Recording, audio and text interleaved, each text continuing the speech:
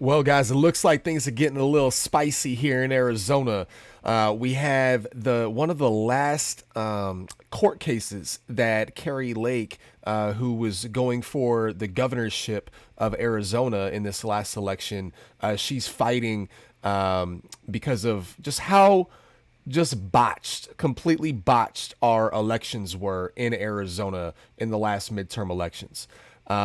I'm not saying there was fraud everywhere you turned, but was there enough fraudulent things to look at and to see, hey, this doesn't really make sense?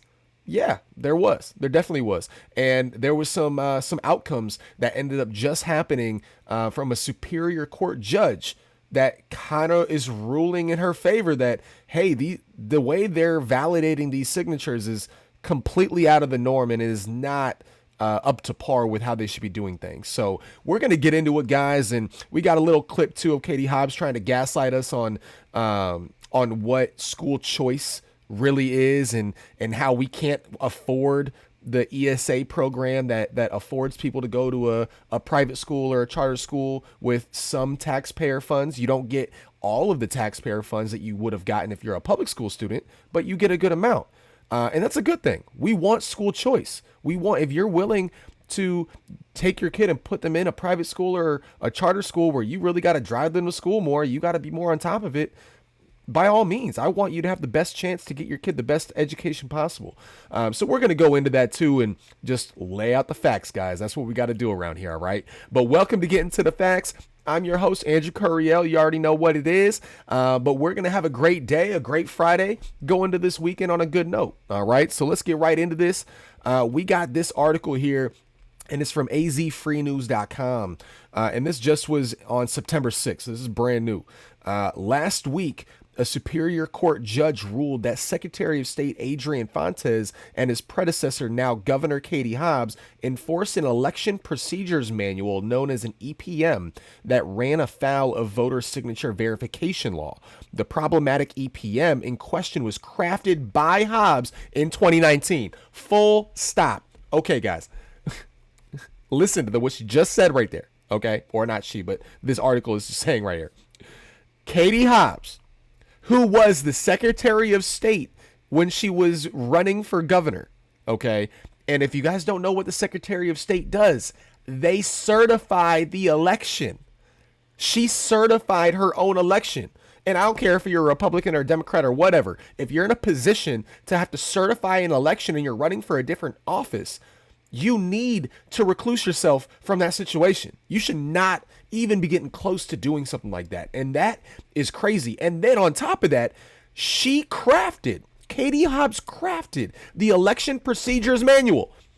She did that in 2019. Oh, okay, guys, we're going to keep going to this, but I just want to make sure we understand the craziness on that. That should never happen, ever, ever. Oh my God, guys.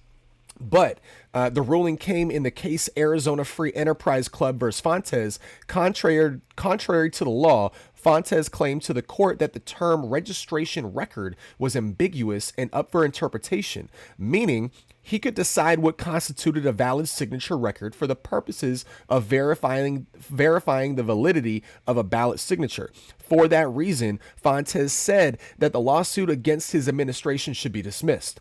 Judge John Napper disagreed. Rejecting the motion to dismiss last Friday, he stated that only a voter's signature used to register to vote was valid. Napper ordered Fontes to adhere to the definition of registration record for the purposes of signature verification. Here, the language of the statute is clear and unambiguous. The statute requires the recorder to review the voter's registration record. The common meaning of registration in the English language is to sign up to participate in an activity, wrote Napper. No English speaker would linguistically confuse the act of signing up to participate in an event with the act of participating in the event. Applying the plain and obvious meaning of registration, the legislator intended for the recorder to attempt to match the signature on the outside of the envelope to the signature on the documents that putative voter used to register. Fontes petitioned the court to interpret the law to mean that other documents could be included in the definition of registration record based on a change of the law from reading registration form to registration record. Fontes argued that record was a more expansive term, meant to encompass a greater set of documents than form. Fontes also argued that the term was ambiguous and therefore up to interpretation. Napper rejected these arguments. The judge explained that the term change only expanded the volume of documents for signature verification to allow for review of multiple forms, comprising a registration record. Makes sense. Napper also declared that the statute wasn't ambiguous at all. That limitation remains the same. Documents are part of the registration record, only if they involve the voter's registration, stated Napper. The recorder is to compare the signature on the envelope to the voter's prior registrations, the record. And guys, I know it's a lot of fine wording there, if we can put it that way. But what they're basically saying is they changed the wording from registration form to registration record so it could encompass other documents to verify the signature that wasn't necessarily a form that was used for voting. So they're trying to pull in other documents of signatures for different things, not necessarily just for their voting, which we need to keep. I mean, that seems like a perfect law, like a perfectly set up law. If you're going to vote, I want to know that the signature you used for your registration form to actually vote, that same signature should be the same one that is verified on the actual ballot. That makes complete sense. Why would we use a form from when you signed for a new car at a car dealership instead of when you're out there trying to get ready to vote? Because in my opinion, guys, you're going to make sure your signature is legit a lot more on something like voting than you are for any just random thing that you got to give a signature for. And I think that's the problem when it comes to that. They expanded, just by changing that one word, they completely expanded the documents that we're able to use to verify signatures. And it's just absolutely crazy when you look at that, guys. And then if we go down here, the 2019 EPM creates a process that contradicts the plain language of ARS 16-550A, stated Napper. Therefore, this portion of the EPM and the instructions from the secretary do not have the force of law. Napper's ruling acknowledges a major issue. In the 4 years of its use, Hobbs' unlawful 2019 EPM signature verification instruction has carried the weight of the law. Mi Familia Vota also intervened in the case and requested dismissal of AFEC's lawsuit. They claimed that any real or existing issues with the EPM didn't matter because Fontes would produce a new EPM this December that could potentially adhere to state law. Napper also rejected this argument. The judge pointed out that those in the executive branch, including Hobbs, have consistently failed to produce a valid EPM, including in 2021. While the production of a new EPM is statutorily required, the multiple offices of the executive branch have not consistently adhered to the statute's dictates, said Napper. They were unable to produce an EPM in 2021. This is why the 2019 manual carries the force of law to this day. The court has been unable to find any authority suggesting a case is not ripe for decision because a government actor may choose a different course of conduct in the future. The case is ongoing with a status conference scheduled later this month. Guys, they're saying that manual is unlawful, and it's been in use since 2019. It's been in use since 2019. I mean, guys, and the fact that Katie Hobbs crafted the EPM in 2019, an unlawful EPM, and then we had 60% of Maricopa County voting machines having issues at different times. All these different things. You go from the verification of the signatures that is very questionable, and obviously the manual that they used to verify is unlawful to begin with. And then you have the issues with the voting machines in Maricopa County, which is factual. That is has been proven. We had tons of the voting machines in Maricopa County that were down, and they said the votes were counted. But again, that means they were counted by hand. And if they're using an unlawful manual to verify these signatures, guys, Just those two things. You can't tell me that there's possibility of fraud to a pretty decent degree. Okay, I mean, I'm not joking around with this. Like, this is absolutely crazy, that we allowed the Secretary of State to create a manual that was unlawful to verify signatures, and then we allowed this same person to certify her own election to become governor. Guys, if this is not a problem, then I don't know what is a problem. This is a big problem. We can't be having this. This is, oh guys, I don't know. But again, to just so we know, okay, about how serious this is. Carrie Lake, she lost the election by, I think, like 17,000 votes. Okay, 17,000 votes in the entire state. So this is why this fraud stuff is actually important, to make sure that we're following things that are lawful. And the verifying of signatures was unlawful according to the judge already. And this manual's been in place since 2019. So, and knowing that they could have made a new one in 2021 and they didn't, just tells you that they wanted it in place that way. They wanted it in place that way. I mean, guys, so we're going to go in here and just do a little go back to this election, and we'll really look at how many votes this election was really determined by. Okay. So according to NBC News, we had Katie Hobbs, who had 1.287 million votes, a little over that. And then Carrie Lake had 1.27. But we're going to get into the weeds here. All right, so let's go into the details. That's 1,287,891 minus 1,270,774. If you do the math and you subtract that, that is 17,117 votes. That's all the election came down to. 17,117 votes. And Katie Hobbs did no type of campaigning throughout the entire time. She pulled a Joe Biden. She didn't go out anywhere. I saw Carrie Lake everywhere. Like, I wasn't even trying to find her, and I saw signs of her. I saw events she was doing. She was doing everything. She was going everywhere, talking to everybody.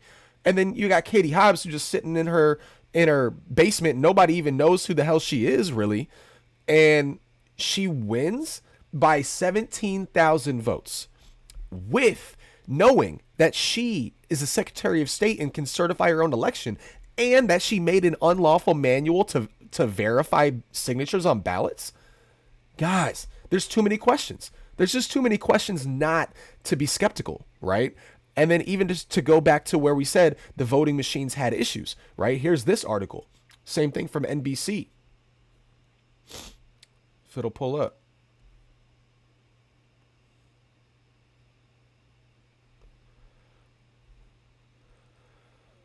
Where is it?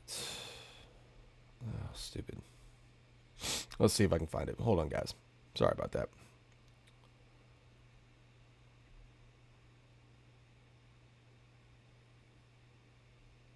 Okay. Maricopa County officials apologize for Arizona ballot reader issue. Officials in Maricopa County, Arizona, apologized Wednesday for issues with printers that prevented some ballots from being read by machine, and reassured that all votes will be counted. To impacted voters, we recognize this isn't how you pictured Election Day, and we apologize for that inconvenience. We are committed to counting all legal votes and then finding the root cause of what happened so that it does not happen again. Sure. The issue with printers occurred at about 70 of the county's 223 voting locations, the officials said. Printer settings were later changed, fixing the problem. About 7% of the voters who cast ballots on Election Day, or about 17,000 people, were affected. Oh, guys, okay, just that right there. Okay, let me repeat.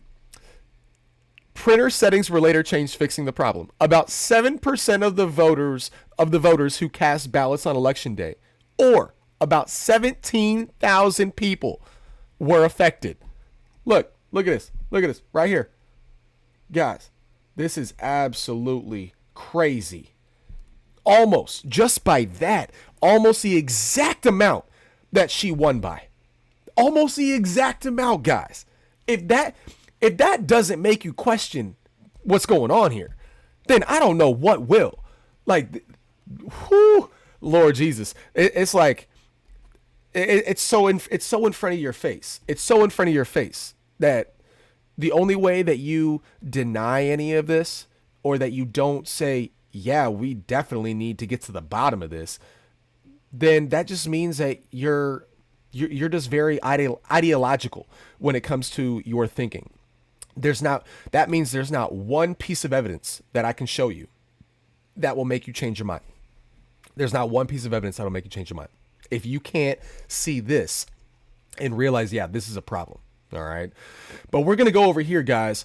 We got a little clip here of Governor Katie Hobbs as well, since we're talking about this whole thing and just how bad everything's going.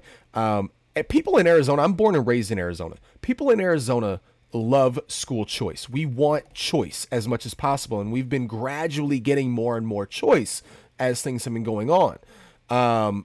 Katie Hobbs trying to roll that back, and she's kind of gaslighting, kind of lying about the ESA program, which is the voucher program in Arizona for the funds if people want to take their kid and go to a private school or a charter school or whatever the case is with that. But she's lying about the cost of it and about all this. So we're just going to watch this here. And then I have an article showing the facts of the ESA program. All right. So let's get here and see what we got. New tonight, Governor Katie Hobbs has been attacking the state's school voucher program for the last 2 weeks.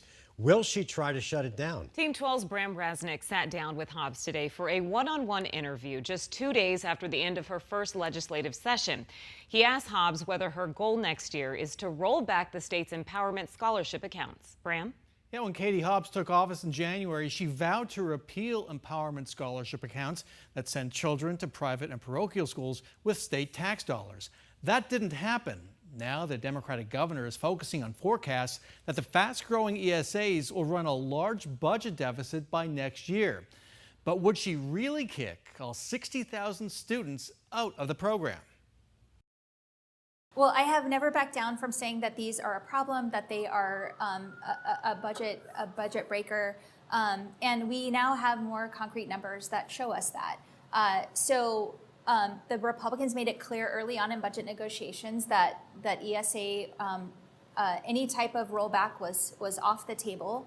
And so we worked with what we could, and we got some metrics in place that are going to help us tell the story. And I think now these numbers are glaring at everyone in the face. Those are numbers, the deficit numbers that the independent budget folks at the Joint Legislative Budget Committee have some doubt about. Well, they're from Tom Horn. Tom Horn had those numbers, and then we also came up with similar numbers. Of a $320 million deficit next year yes. because of ESAs. Yes. So play this out to next year. Is there going to have to be a special session to deal with this, do you think? Or are you aiming toward perhaps another statewide vote in November of 2024 on rolling back ESAs? We are looking at all the options. The reality is that we're going to have the same legislature we had this year. And so, are these numbers going to continue to keep them off the table or allow some restriction, means testing, whatever it is, or capping the number of students that are enrolled? There's a fairness argument being made. 60,000 students are in this program. Is it fair from an equity standpoint to just yank it away? It's from not. them, it's not or fair. not give others what they have. It's not fair that working families right now are subsidizing private school tuition for other students, and that some of these students don't have access to the same high quality education. You can watch my interview with Governor Katie Hobbs at 8 o'clock Sunday morning.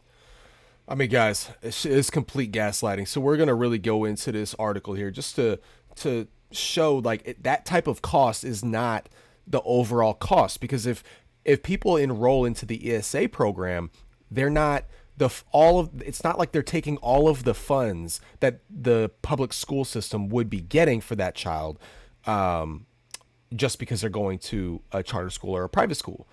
They get a certain amount, but the public school system automatically gets a ton of support. And we're going to really show this too. All right. So let me go over here to this article. And this is from Golden. It's not even an article. It's .org website, goldwaterinstitute.org. And the claim: spending on ESA vouchers could account for 53.25% of all new K through 12 education spending in the fiscal year 2024 budget, going towards only 8% of Arizona students. Total spending on universal ESA students makes up just 2% of total Arizona K through 12 spending. ESA awards for all students who joined under the universal category total approximately $350 million, compared to the roughly $15 billion with a B spent on public school students each year. To date, nearly 50,000 students have joined the ESA program via the universal expansion at $7,000 per student. This totals to $350 million. Fact number 2. Arizona public school districts are projected to receive over 60%, more than $570 million of all new K through 12 funding in fiscal year 2024, despite making up 0% of the growth in students served this upcoming year. So again, guys, just real quick before we keep going into it, that means they're still receiving a shit ton of money, a shit ton of funding, $570 million. And they've been responsible for 0% of growth when it comes to the school system, or the public school system. So again, guys, it's just absolutely crazy. And then let's go down here. Claim: there is an increased cost to the state when a student leaves a public district school and enrolls in the ESA voucher program. This occurs because the ESA award amount is based on the state funding provided to charter school students, which is higher than the state funding provided to district school students. Fact number 1. Governor Hobbs' office ignores thousands of dollars per student in state and local funding that public school students get that ESA students do not. Every single student attending a traditional public school receives more in funding from state and local taxpayers than that student would receive on the ESA program. It is true that ESA award amounts are partially tied to the funding level of charter school students, giving 90% of the basic funding formula amount. But ESA students receive 0% of all other state funding that every district and charter school student receives outside that formula.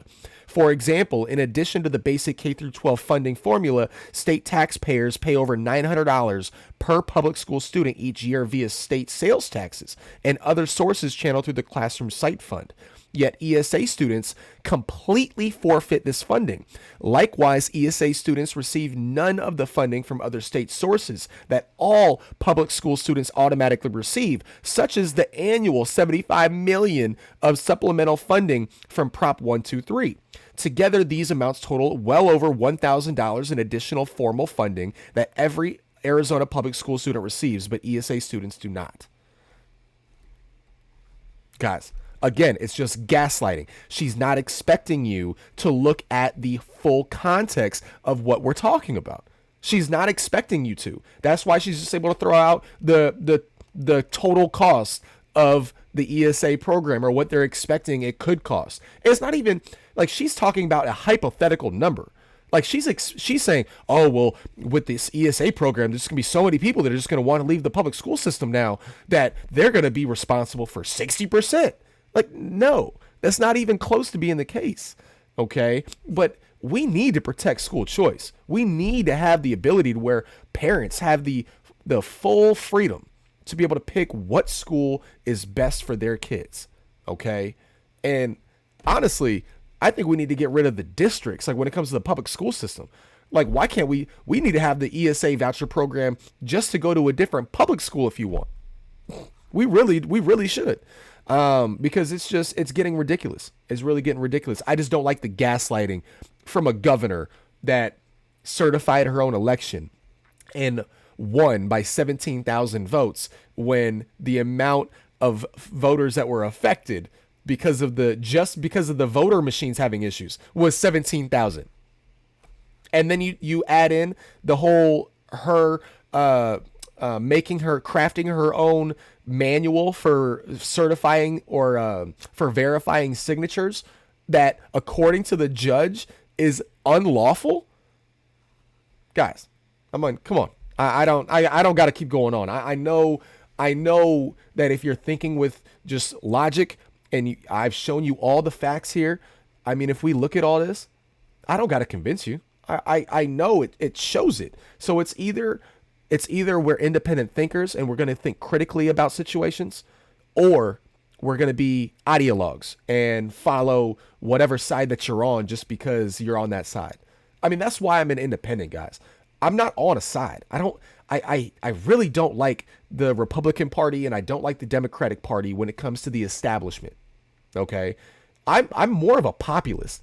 I feel like we need to get people in there that are going to go back to voting the way the people want you to vote, because they're your constituents. But we have everybody in office these days that are just voting for their lobbyist groups. And that's a problem. It's a problem. And we need to at least start at a local level, and just be aware of what the hell is going on. Because if we can't get our elections right, we're in some deep trouble, guys. We're in some deep trouble. But hey, I hope we enjoy the weekend. Have a great rest of your day today and stay blessed. And you know what, guys? I'll see you on that next video.